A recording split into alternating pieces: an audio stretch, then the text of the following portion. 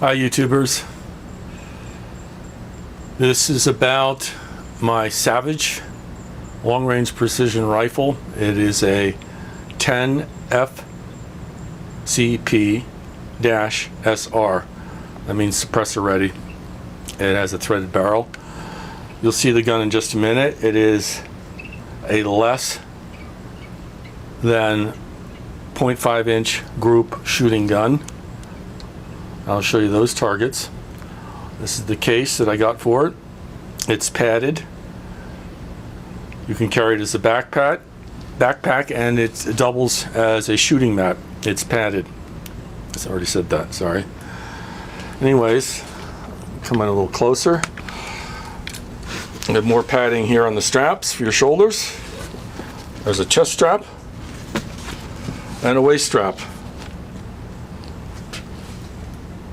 And I can attest for you, it carries very comfortably. You can go hiking for quite a distance in the mountains with this on. You'd be quite comfortable. Okay, let's take it out of the bag, have a look. That's quite a sturdy unit. We have Velcro here. You can carry it just as a regular carrying handle going into a store, or you can carry it into the store on your back. Just got to watch the door entrances because it does stick up far. We have 1, 2, 3, 4 clasps, and a double opening zipper. Should be right here, and you can lock these zippers. Keep out little prying hands. The zippers are on nice sturdy lanyards. I haven't seen any signs of seam pulling. Not that I've used it that much, but it does seem extremely well made. I have no complaints about this. Okay, before we handle the gun, I'm going to show you some ammo, and then I'm going to remove the ammo from the table. I broke it in with 40 rounds of PMC ammo. Didn't really shoot for groups with that. And most of the ammo that's been down it, I think all of 40 rounds, additional rounds, which will verify in my logbook. I can't remember the exact amount, but the logbook has it. Have been Federal 168 grain. It's proven to be most accurate. I didn't bother to get the 175s because we don't have a shooting range around here that's over 500 yards, and I haven't shot the gun over 100 yards anyways. But I did pick up one box of Black Hills 175s, which I did shoot, and actually did not find it to be as accurate as Federal Premium. It's a lot hotter ammo, but not as accurate. Some Hornaday 168 grain boat tip hollow points, which I have not shot. I've got a couple hundred rounds of this. I think I've got 40 rounds of this, almost 20 rounds of this, and some Black Hills 168 as well. Got a bunch of extra ammo, and that will be. Alright, we're back. I've gotten rid of the ammo. Here's the gun. I never did introduce myself. I'm Big Dave with the blue hands. I've got to wear these gloves because I haven't been wearing them, and I've been into all sorts of solvents. I'm basically destroyed my fingertips in the next couple of weeks. They're just completely, looks like I got into oven cleaner.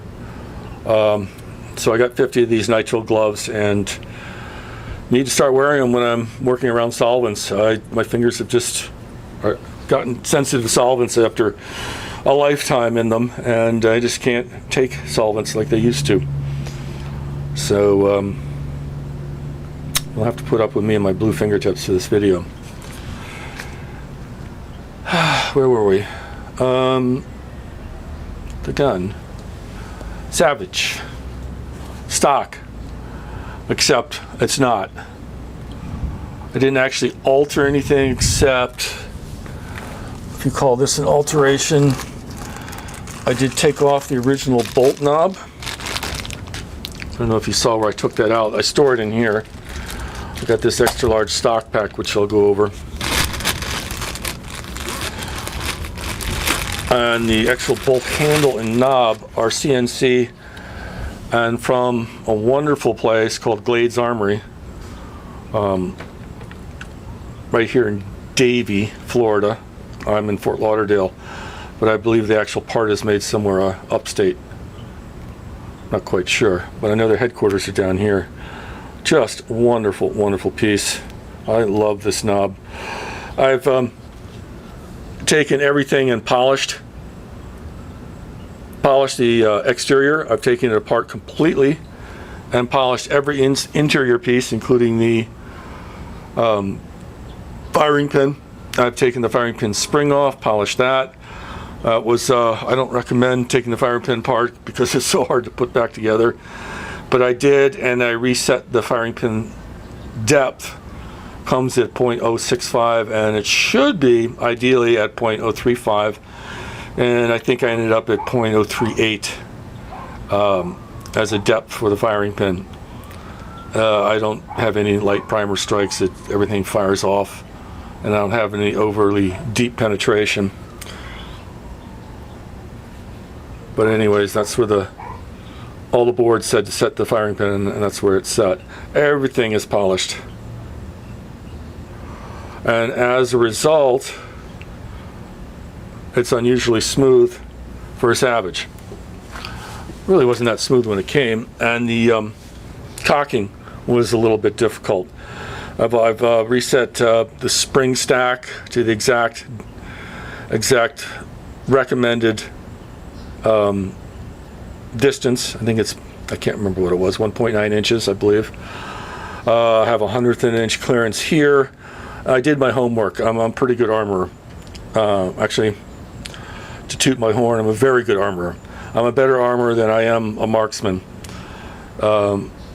This is my hobby, and I spend most of my time making good guns better. And you'll see from the results, I'm pretty pleased that I did. Pretty sure that I did make this better.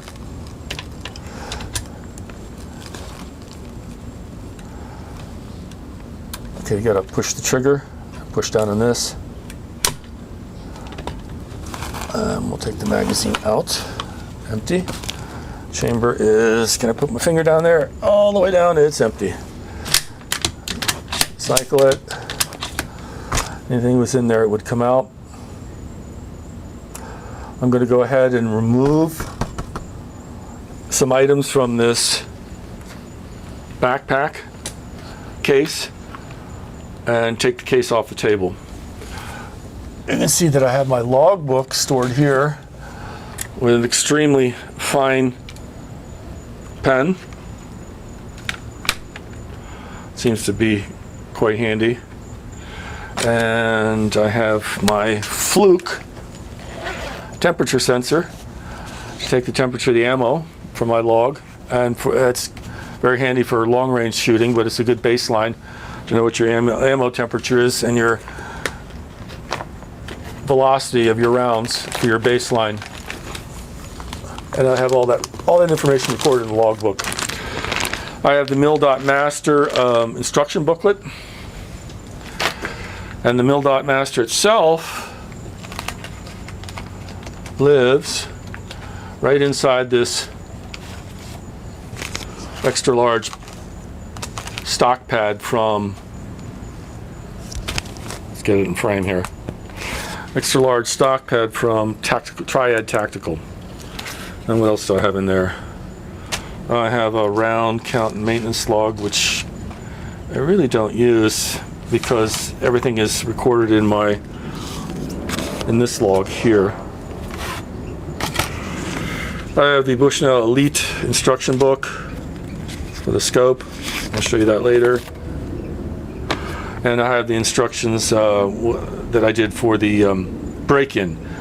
Fire one round, 10 strokes with hops, number 9 and brush. dry the bore using 3 patches, repeat for 5 rounds, shoot 5 and clean once for the next 25 rounds, 30 total.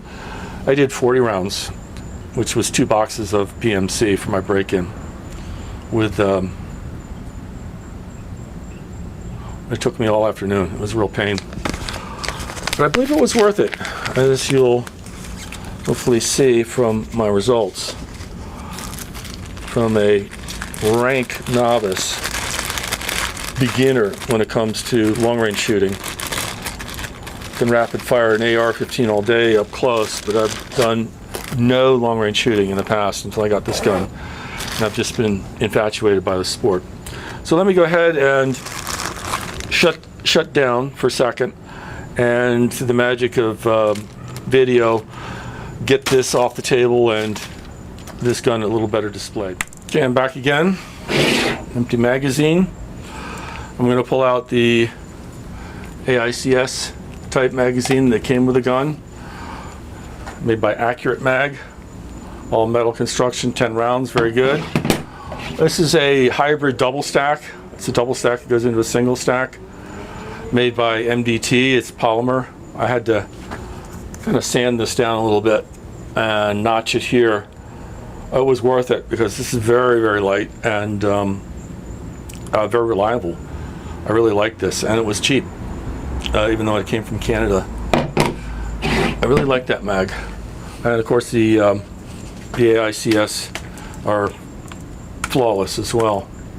I like both the mags, and as you can see, I bought stock pack holder with a stock pack pad cover with a magazine holder. It's modular. I can remove this and put it on the inside if I want, and put the bullet holder on the outside. It's quite nice. These are the little risers that fit underneath here, so you can get the exact cheek height, cheek weld that you need, and they're just in 1/8 inch increments, so you can get a very exact cheek height. I had to buy a pack of 2, I think. The original pack that came with the gun plus 2 more. They were cheap to get it up to the height that I need. And it's a little loose net right now, but it does stay put once I tighten it up. I think I had it off for some reason, but it's incredibly comfortable. It has this kind of moleskin to it, and I just find it, out of all the stock packs, for this to be the best that I was able to find, and it was the largest because it fits the bolt and the mil-dot master and paperwork. So when I shoot the gun, I don't like any caps up in my way. I like just a bare scope, just as you see it. I have double protection. I have the Bushnell caps that came with it, and then I have this neoprene cover, and it has the ability to retain it if you want.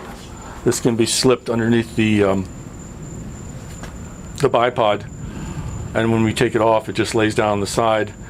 I don't like that either, so I just remove it and set it to one side, as I do with the scope caps.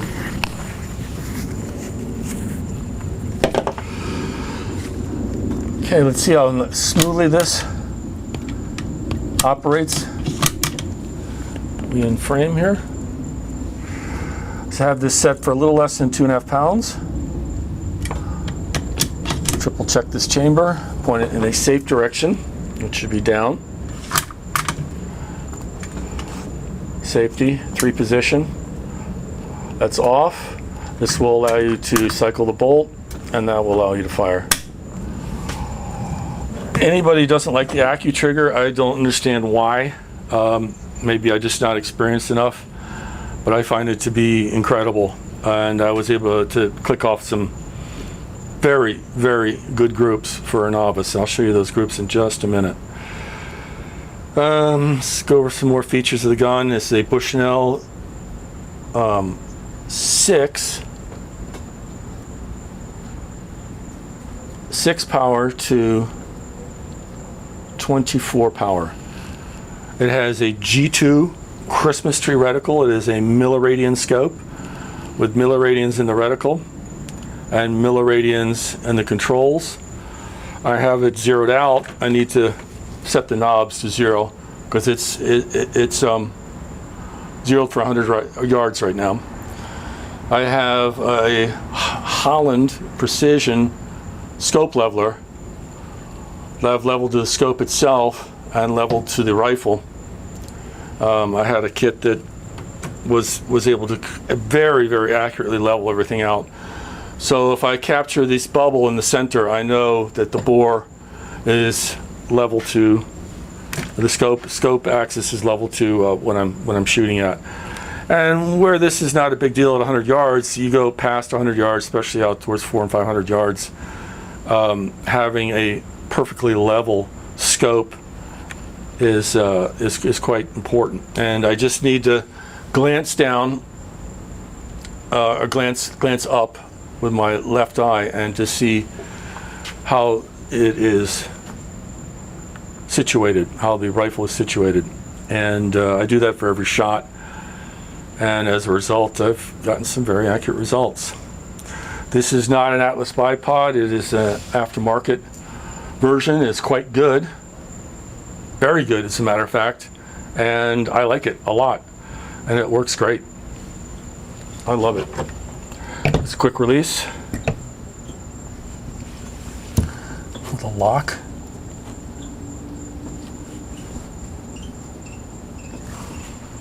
Little tab. And that releases the lock, and it works. It's very secure on here. I was able to retain the original, one of the original studs for the sling, so you can run a sling with this as well.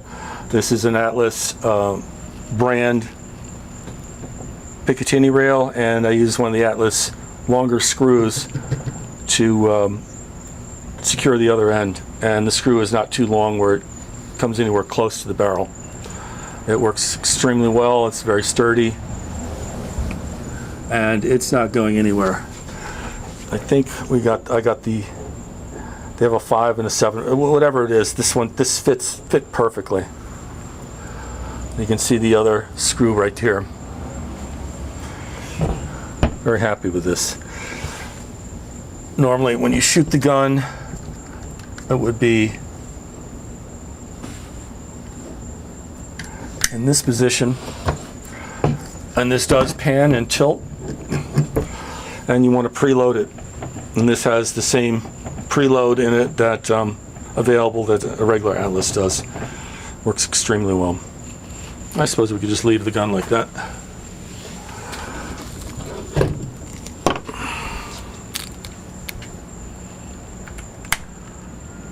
Okay, back again. Let's quickly show how some of these magazines go in. Like to load on an open bolt.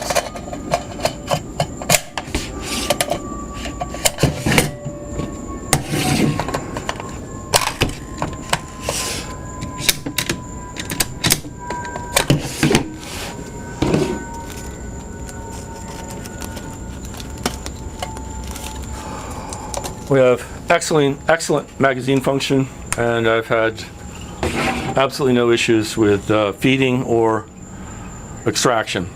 Flawless. Humidity got to these targets. They were perfectly flat just a little while ago, and I brought them out here and they curled up immediately. I have never shot long distance before. I mean, when I say long, even at 100 yards. I've never shot a long distance rifle before. I spent the first day breaking in and not shooting for any kind of accuracy, and the second day is the only other day I've shot this rifle, and I was getting groups like, not consistent, but not horrible for an amateur, a novice. This, let me put my glasses on. This is a 4-round group. Center to center.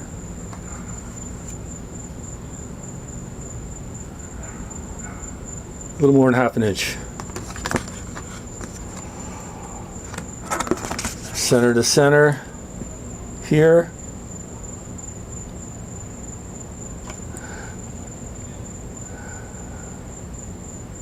Less than half an inch with a flyer.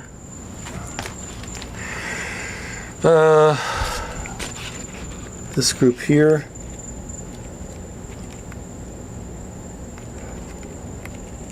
Center to center. A little over half an inch. Half an inch. That, I believe, was the Black Hills ammo. That was Black Hills ammo. Wasn't doing that well with that. This is back to the Federal Gold match with a flyer. That's me. This was my best group. That is a 3-round group. And I got that group at about 0.33 inches. And if you're good, a lot better than me, a better marksman than me could shoot these all day long. This gun is capable of shooting these all day long. I just got lucky. I got a gun built on a Wednesday. Not all these savages shoot this well. They usually shoot within half an inch to half an inch, but below half an inch is rare. I believe in copper equilibrium. I don't clean the rifle, except after break-in. It got more cleaning during break-in than it'll probably get in its entire life. You'll start getting copper equilibrium around 50 to 60 rounds. When the copper builds up, you want copper in your bore. You want to shoot good ammo, and you want to have a good bore, so the coppering is kept to a minimum. And you want to leave it there until you see your velocity and your chronograph increase, or your groups open up. And that can be anywhere from 250 up to 600 rounds. I know some people don't clean their gun except every 600 rounds. Leave it foul. It will not damage the bore. It can stay for years with this type of ammo in it. It's not corrosive ammo. It almost acts like a preservative. It does act like a preservative. You will not damage your bore. Just leave it fouled. And preferably in some kind of a low humidity atmosphere, but I know guys that have kept them in back of humid cop cars and they keep them fouled. That they know that their first shot is going to be on the money. They're not going to have any cold bore shots. These people that scrub their bores, it's just a waste of time, because it takes a long time for your accuracy to increase and your groups to close up. So there's more on that on the internet. You can look up copper equilibrium. It sounds like snake oil. It's not. It's extremely popular and desired method for maintaining accuracy on your long-range precision rifle. This is my chronograph. It's a Magneto speed. I'm going to stop the video here and put it on the gun and then start it up again just to save time. The Magneto speed is magnetic reading chronograph. It's not based on optics, so it has nothing to do with cloud cover or not enough light, too much light. It lives on your gun, so you can use it at shooting ranges very easily. Follow instructions. This one is set up for this barrel perfectly. I don't have it tightened down as per the instructions, just for this illustration. But you want to follow the instructions closely. As far as tightening it down, you want to monitor, make sure it's not coming loose when you're shooting. I do have 2 spare straps the unit will come with. They were cheap, I think $5 a piece. Figured it'd be good to have spares. It's attached to here, this head unit. This is the best Magneto speed you can get. It's not the cheap $200 one. This is the $400 Magneto speed with the extra functions, easier to scroll, more memory. It has an SD card in it that you can hook up your computer and save your shot strings. It's only had, I tested it with a pellet gun, worked with my pellet gun, and then it's only got very few shot strings on here. Just what's in the in my manual, or in my log, and we'll go over this in a minute. My log. I did not log the break-in rounds from PMC, only the rounds that I was shooting for accuracy. Only my match ammo. It takes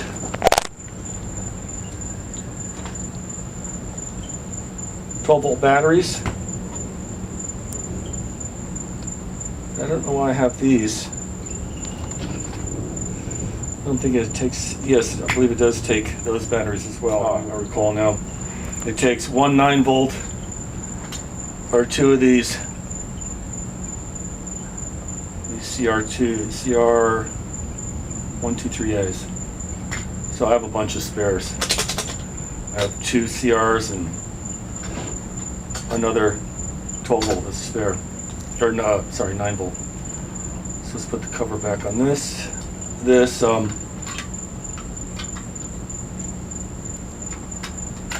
chronograph has been used exactly once. One day. One range session. That's it. Brand new. It has all the I have it set at all the default settings. It seems to work fine. There's no reason to increase or decrease the sensitivity. Although I did temporarily increase it to test it with a pellet gun. I set it back to all default. So there's nothing funky or funny about this. Let me shut this down while I put everything away. Gun, serial number. That is a Savage AccuStock. Oh, I might want to mention a few things about the AccuStock. The action screws. Everything is torqued to spec. These are at 45 pounds exactly.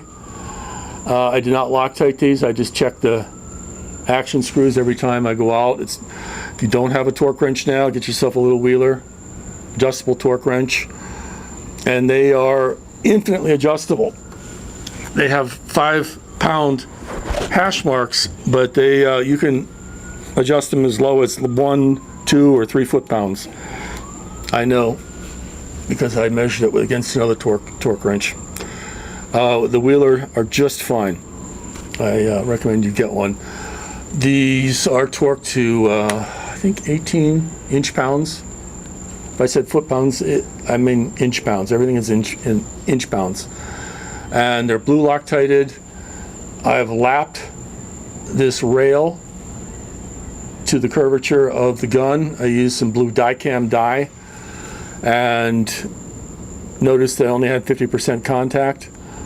So I took some fine emery cloth and actually lapped the rail to the receiver. The receiver is untouched. I didn't mess with that at all. I just lapped the rail to the receiver and then put a thin coat of oil on both ends. It didn't need any bedding whatsoever. Just the oil to keep any water intrusion from getting in there. And that's the way it came from Savage factory. They put a thick oil underneath their rails and then torque the screws down, but they don't use Loctite, whereas I do. What else is Loctited? These top cap screws are Loctited. These are Seekins rings. Recommend that if you ever get rings, you don't make the mistake I do and buy a cheap set of Weaver rings that you have to return. Seekins are just worth every penny. I like them better than the Badger rings because they don't have the big knobs that stick out the side. They have flush cap screws here. They're oversized Torx screws. I think I use 20 inch-pounds here and 55 inch-pounds here, which were the recommended torque settings. And everything has been blue Loctited thoroughly. and they were tightened down evenly so the scope did not twist, and the gaps are the same on both sides. There's no scope bite whatsoever on this. If you take these off, the scope is not going to be marred. What else? The scope itself is phenomenal. You can leave it at 0 and shoot out to 800 yards using just holdovers, if you know what your firing solution is. There's applied ballistics calculator. They're by Brian Litz. They're shooter. They're Straylock. They all work on your smartphone. They can use the GPS, everything but your local wind values, which you need to compute. But you can get barometric pressure, everything off the internet. And this is an easy 1,000-yard rifle. Easy. I see no problem with this shooting accurately out to 1,000 yards. Can't say enough. I'm going to really, really miss this gun. They don't make this anymore. It got discontinued in 2014. They cheapened it in 2015. They don't have the accurate bottom mag welds anymore. They cost $600 and these were $1,100 when they were new. I paid $900 for mine, unused, unshot. It's a 2012 model, pristine bore when I got it. It had never been shot, you could tell, and I nursed it into what it's shooting now. Let's go back to the log. Bushnell scope, Seekins alloy, scope height above barrel 0.235 inches. I have the zeroing position. I did set the scope at mechanical 0 before I started. And I've tested and boxed the scope. It's fine. The scope is bulletproof. I can't say enough about the optics, enough good things about the optics. It's actually very bright at 24 power and very clear. And you don't need a spotting scope at 100 yards. You can see your holes. I shot well into twilight with this, and it does not, under any circumstances, need an illuminated reticle. If it's too dark to see the reticle, that means you need a night scope at that point. I just don't see the point in illuminated reticles for long-range scopes. And my experience on 2 nights shooting into the evening showed me that you don't need them.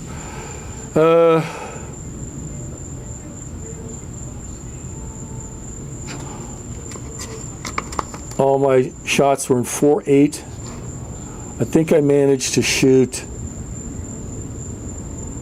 2 rounds of the match ammo on my break-in day. That's all I had time for. 21:20. And then the next day in 4.9, I shot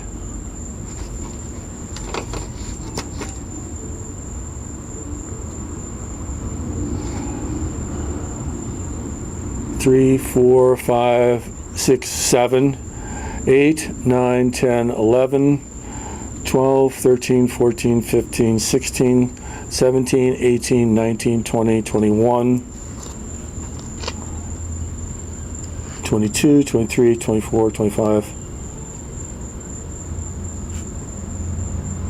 26 rounds, plus the 40 that I used for break-in.